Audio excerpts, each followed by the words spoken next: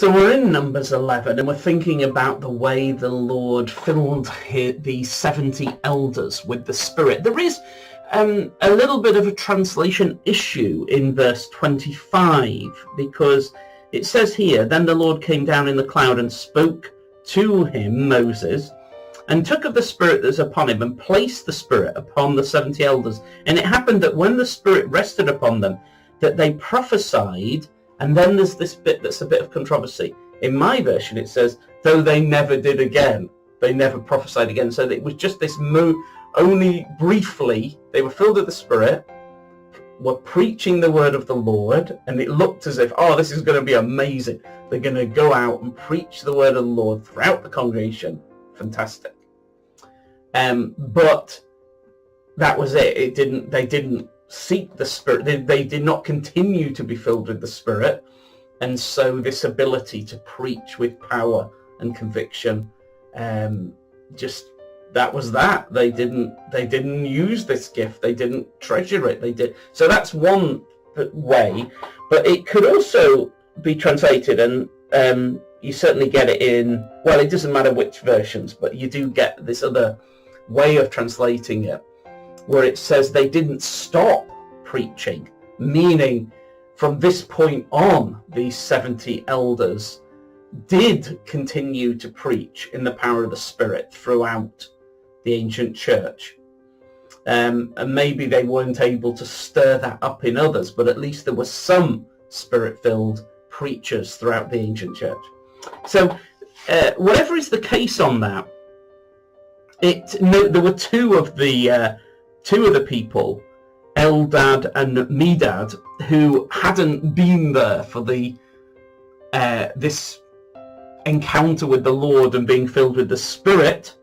But what was interesting was, even though they hadn't been physically present to receive the Spirit, they did receive the Spirit out in the camp at a distance, and that's quite interesting to show that though the Lord quite often does pour out his Spirit in these kind of ways of laying on of hands at specific events, he's quite able to fill some with the Spirit even if they're not present at such an event. I find that something that makes me think quite a bit, because Joshua, he's quite concerned, and he's like, you've got to stop them, they're just out there preaching in the camp. And then Moses his heart's so different, because and this is one of my favorite verses in this whole section. He says, "Oh, that all the Lord's people were preachers, and that the Lord would put his Spirit upon all of them." So we get this fantastic insight into the way Moses saw church, even though hardly anyone around him did. That for Moses to be filled with the Spirit and then to be passionate for Christ and full of his word and preaching it, explaining the word of God to one another, encouraging one another, challenging one another, stirring our hearts up, that is the solution to this problem of grumbling, deceitful desires, trying to get life from the flesh and this present age. All of that is what just happens in this fallen world with our fallen flesh. That is the way of the flesh, to seek life only in terms of this world and then to perish for eternity. And in that attitude of life, you grumble, you're bitter, nothing's good enough, because of course it isn't. In this life, it's just, if you're trying to get all your life and satisfaction from the flesh, you're always going to be disappointed in the end, because it is failing, decaying, vain. And yet what Moses has done is he'd set his heart on Christ and was filled with the Spirit of Christ and had this like, oh, forget that sort of life as such. I just want Christ and to know him, and I want life from him.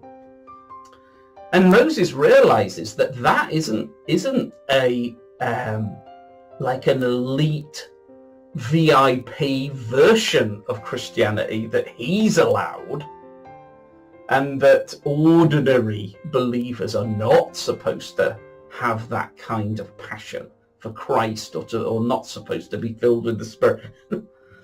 If we don't have the Spirit, we just don't have life. So Moses is like, no, Joshua, you don't. I'm not wanting to limit the number of people filled with the Spirit and preaching.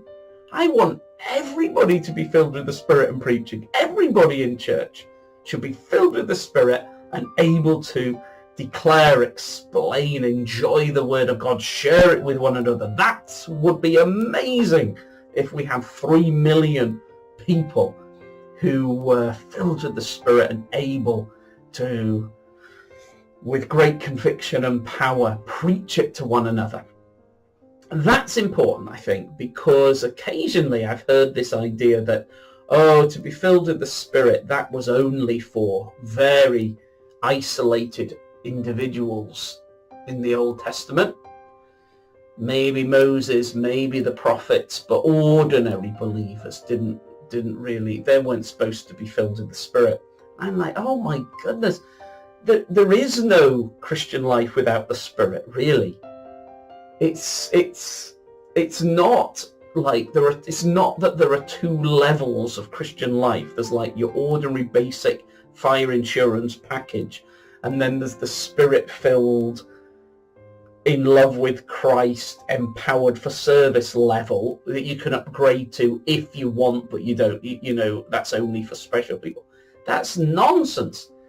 There is only one kind of Christian life, and it is the Spirit-filled, serving with power and glory, and in all that, the wrestling to say no to our deceitful desires. It's not that when you get the upgrade, now you no longer have the problem with deceitful desires and grumbling. No, we're always fighting against that, always learning to say no to it. But in the midst of that, we want to be filled with the Spirit. That's how we say no, because we're filled with the Spirit and in love with Christ and able to preach and declare his word. So that's why I love that little passage, that we get a real insight into how Moses saw his vision for ancient church life.